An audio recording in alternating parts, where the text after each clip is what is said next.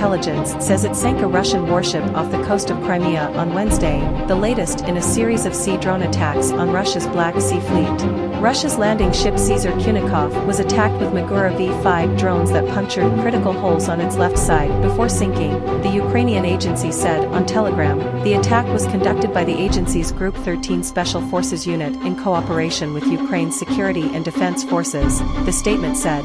Nighttime footage provided by Ukraine showed a sea drone racing toward the Caesar Kunikov before a huge plume of smoke rose from the vessel.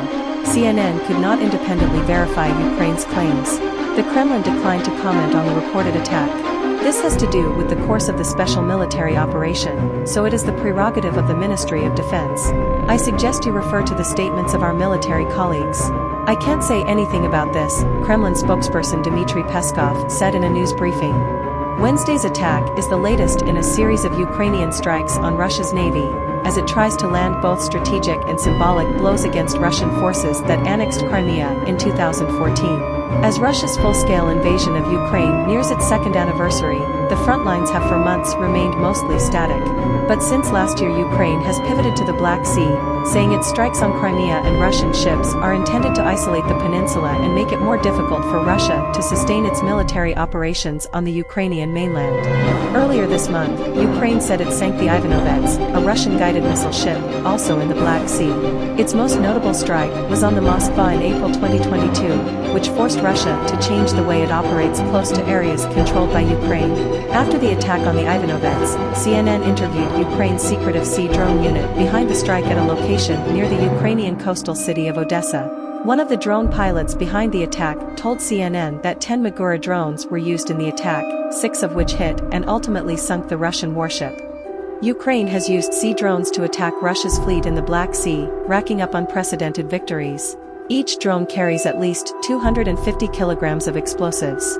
But they have a large range of around 800 kilometers, so military units can launch drones from across large swathes of Ukraine's coastline for missions against Crimean targets. Ukraine's former top general, Valery Zaluzhnyi, stressed the importance of drones in an op-ed written earlier this month before he was removed from his post last week by Ukrainian President Volodymyr Zelensky. It is these unmanned systems such as drones along with other types of advanced weapons that provide the best way for Ukraine to avoid being drawn into a positional war, where we do not possess the advantage, Zaluzhnyi wrote. But those lives depend on weapons and arms. On an ice-bitten January morning, the mercury idling at -22 degrees Celsius, -7.6 Fahrenheit, Lewis's journalists watched another team of Omega Special Forces troops race to their firing position around Avdiivka.